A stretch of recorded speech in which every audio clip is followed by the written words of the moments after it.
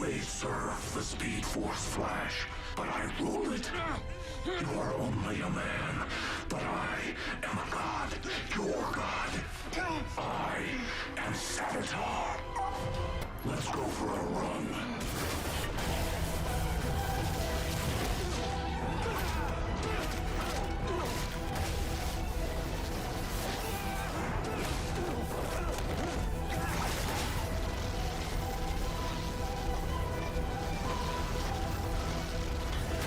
And just like that, he makes his first appearance. With a memorable soundtrack, a striking and somewhat frightening look, and the speed and deadliness of a true menace. That's how Savitar was introduced to the series, a mysterious and fascinating villain whose true identity kept us guessing beneath that menacing armor. Let's be honest, this was the last great season of The Flash. But let's not get ahead of ourselves. In today's video, I want to talk about my favorite villain from The Flash and take a light dive into Season 3. In my opinion, the show's peaked before things went downhill. So before we get into it, drop a like and let's go. Man, I used to love The Flash. I grew up watching it, and it defined a big part of my teenage years. Season 1 was absolutely amazing. We watched Barry learn how to use his powers and grow into the hero he was meant to be. And Reverse Flash? Just incredible. One of the best villains the show ever had. Season 2 took things even further. It introduced the multiverse and brought us Zoom, a terrifying and well-crafted villain. That scene where he kills Barry's father still hits hard to this day.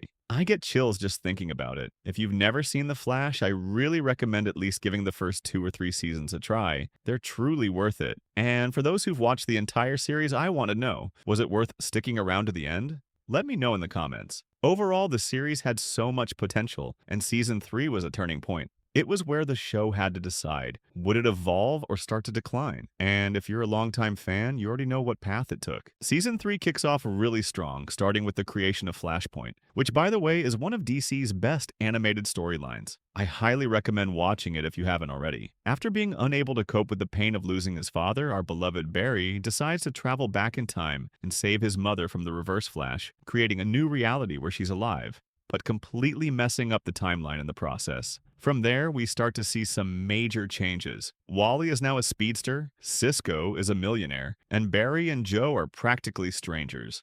On the bright side, Barry's parents are alive and well. One of the show's biggest missed opportunities, in my opinion, was not spending more time exploring this alternate reality. The Flashpoint timeline only lasts for a single episode before everything is fixed, which feels like a waste.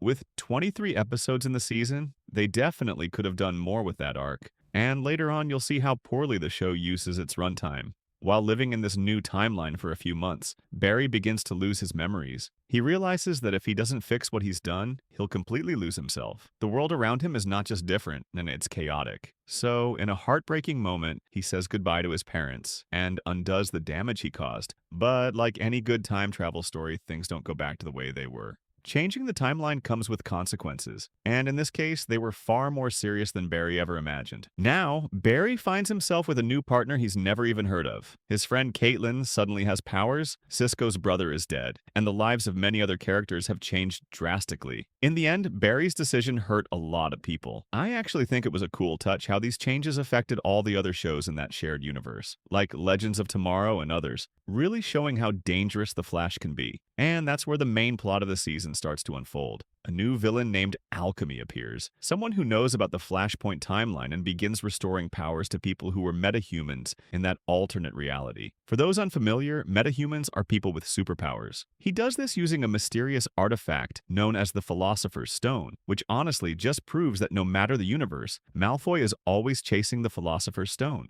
After Team Flash manages to corner Alchemy, the true villain of the season finally makes his appearance, Savitar, the so-called God of Speed. And I have to talk about his introduction. It's absolutely epic. Savitar's theme music is chilling, and the scene where he drags Barry across the city at lightning speed is unforgettable. It's one of the most iconic moments in the show. Honestly, I even like his look. People joke that he looks like a budget Megatron, but it was such a different and bold design compared to anything we'd seen in the series before. The only real issue? Yep, he's yet another speedster. I don't know. I always felt like Savitar's armor looked kind of stiff during the fight scenes. It's hard to explain, but it just doesn't seem like something that moves fast. Still, one thing that really bothered me was that his first appearance should have been way more impactful. Think about Zoom's introduction. He catches Barry's lightning bolt, throws it right back, and then completely destroys him in front of everyone. That scene left people speechless. In comparison, Savitar's entrance just felt like a jump scare. The moment itself was well made, but it deserved a bigger payoff. Now let's talk about Savitar. To me, the best thing about him is the build-up. The show does a great job building his presence from the very beginning. They plant the myth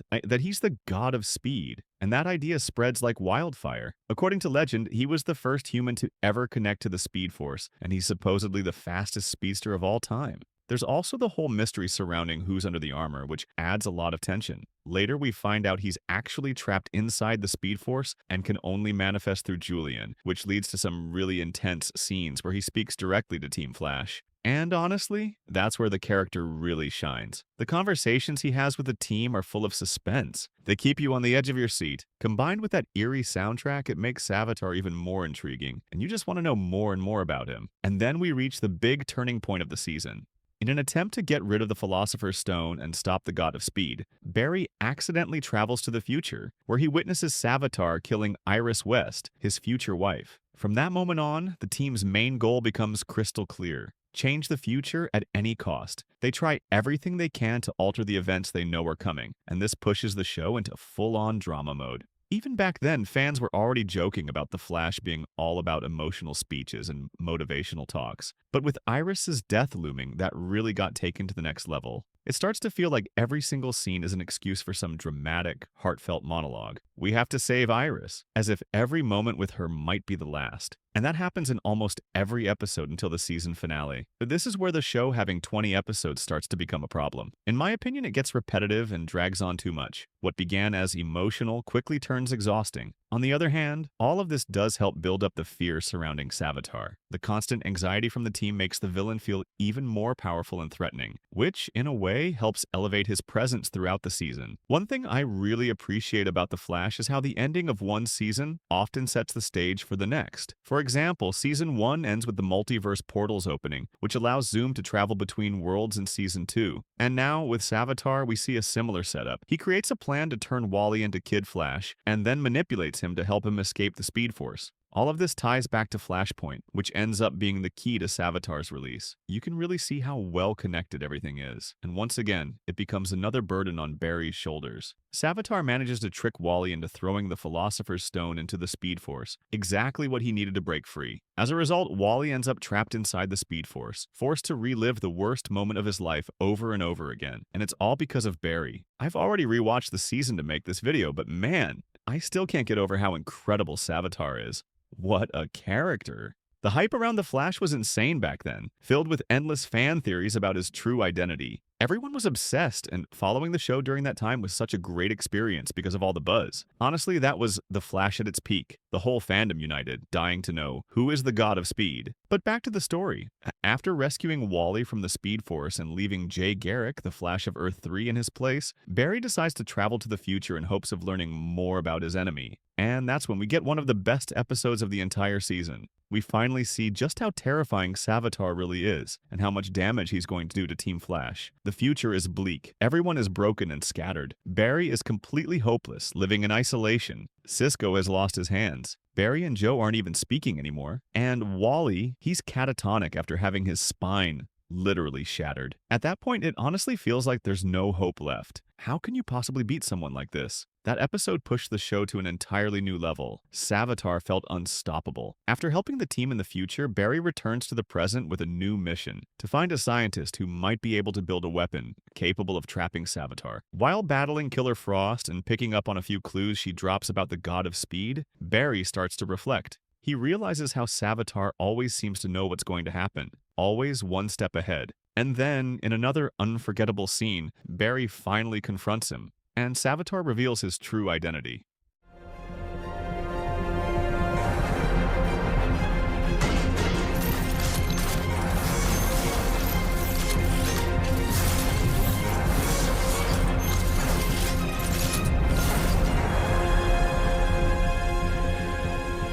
Like I told you from the beginning, I am the future Flash. One thing I really love about this reveal is that, for once, we as the audience find out who the villain is at the same time as Barry. In previous seasons, the show would usually reveal the villain's identity to us before the characters figured it out, but this time, we're right there with the Flash in that moment. And honestly, I have to give major props to whoever came up with this twist. An evil future version of Barry, rejected and broken, who turns into one of his greatest enemies? That's such a brilliant concept. And man, Grant Gustin absolutely nails it. His performance as Savitar is incredible, but completely different from how he usually plays Barry. You can really feel the pain, the rage, the darkness, and that scar on his face. It just adds to the whole menacing Savitar. It looks so cool. What's even more impressive is how the show foreshadowed it all along.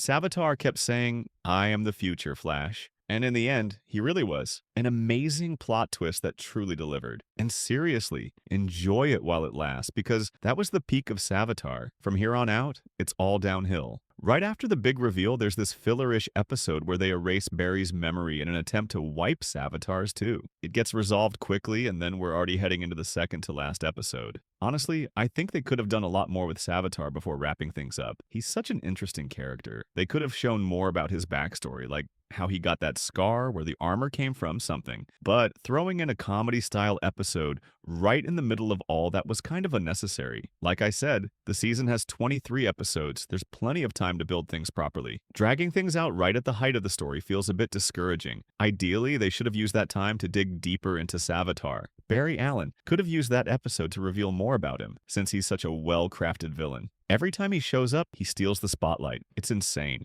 "My name is Barry Allen, and I'm the fastest man alive."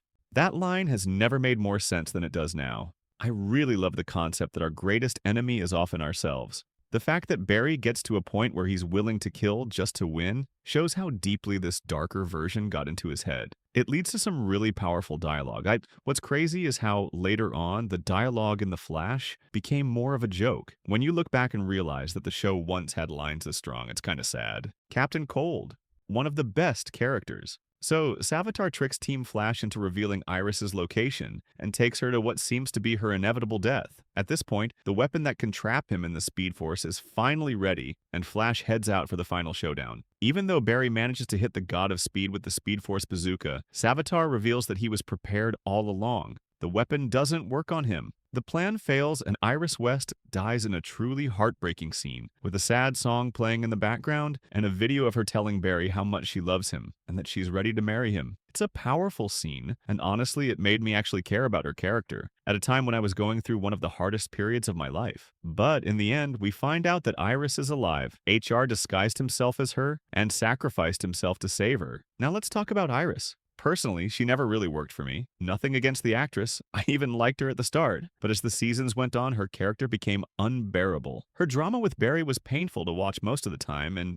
it just didn't make sense. I remember a lot of people actually calling Savitar a hero, saying he was saving the show from Iris, who, in the later seasons, became a really annoying character that many fans ended up disliking. Even as a love interest, she didn't click for me. Barry's chemistry with Patty was way better. It's a shame that character was wasted, and the reason they gave for writing her out made no sense. Barry and Patty made such a great couple. She was far more interesting too. It's kind of weird thinking about how, later on, Iris becomes the leader of Team Flash. Like, why? There were way more qualified people, like Joe himself, but somehow she's put in charge, and then drops lines like she's the one running the show. Just doesn't sit right. Now, HR, an alternate version of Harrison Wells, is one of my favorite characters this season. His death genuinely upset me a bit. Just to be clear, my problem isn't that Iris gets to live, but that they killed off HR in her place. His plan was brilliant, using the facial disguise tech to trick Savitar and all that. No question about it. What I really like about this version of Harrison Wells is how different he is from the others. He's not a genius scientist, but a super creative guy who uses his ideas to support Team Flash. Plus, his personality is great. Fun, energetic, and just refreshing. The issue is that his death doesn't really matter in the grand scheme of the show because, well, they can just bring in another Harrison Wells from the multiverse. That kind of makes his sacrifice feel meaningless, impactful in the moment, but ultimately disposable, and that, in turn, weakens Savitar's character. Savitar was supposed to be this terrifying force destined to destroy Team Flash. And in the end, what did he really do? He killed a fan-favorite character, sure, but one the writers can easily replace with a multiverse version. It's like using the multiverse card as a lazy excuse to undo emotional consequences. Now, if Iris had actually died, that would have carried real weight. It would have shaken up the entire team, pushed the story into bold territory, and shown that the show had the guts to take risks. It also would have forced the characters to grow. Imagine Barry, after facing that dark future, accepting the pain, living with the consequences, and rising again, returning to being the Flash, not out of hope, but out of responsibility, because the world needs him to be the hero he truly is. This would have been so awesome to see.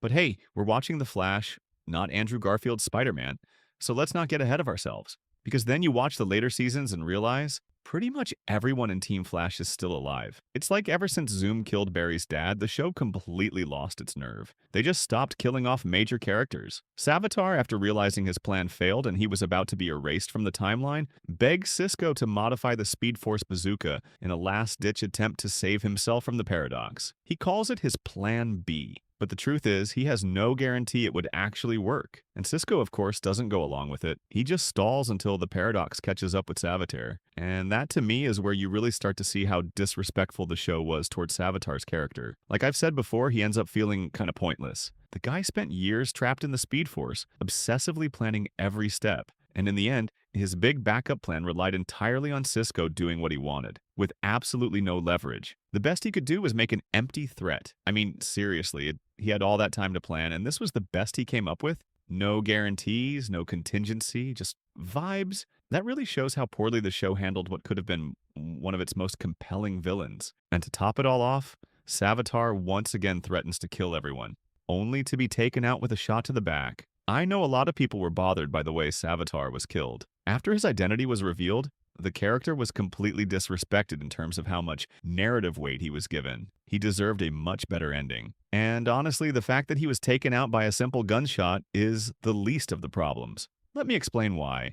When I heard the show had finally ended, I went to watch the last episode, just out of curiosity to see how it all wrapped up. And basically, every speedster villain from all the previous seasons comes back to fight Team Flash. I won't go into all the details, but I do want to talk about Savitar specifically. Do you guys know how Savitar was defeated in that final episode? Your mother escaped her fate, but you won't!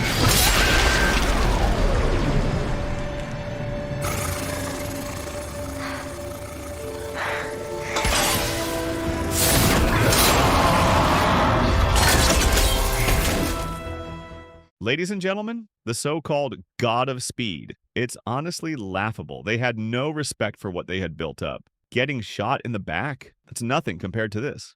And then we get to the final scene of the season, where a storm of Speed Force lightning starts pouring down on the city. To fix it, someone has to enter the Speed Force so it can stabilize. That's when Barry Allen finally realizes he has to take responsibility for everything he's done. He decides to sacrifice himself to save the city, and maybe even the world. Now, you might not like it, but I truly believe this should have been the end of the series, especially when you look at what The Flash became afterward. I mean, everything in the show had been building up to this moment. Ending it here with Barry sacrificing himself for the city would have been perfect. Everything would have made so much more sense. Savitar could have gone down as a truly great villain, and his entire arc would have had real payoff. Not to mention the powerful message the show was sending, that we have to face the consequences of our actions. If you stop and think about how this season ended, it's a perfect finale. Barry Allen fully becomes the hero he was meant to be, accepts his fate, and redeems himself. It would have been a bold, emotional, and heroic ending for such an amazing and well-crafted character.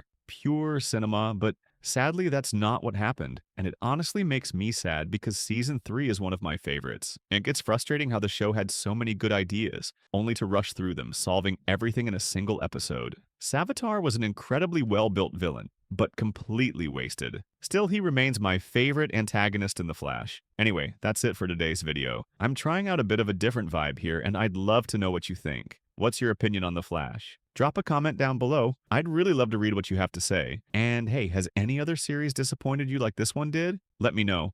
Maybe I'll talk about it in a future video if this one does well. In any case, take care. See you next time.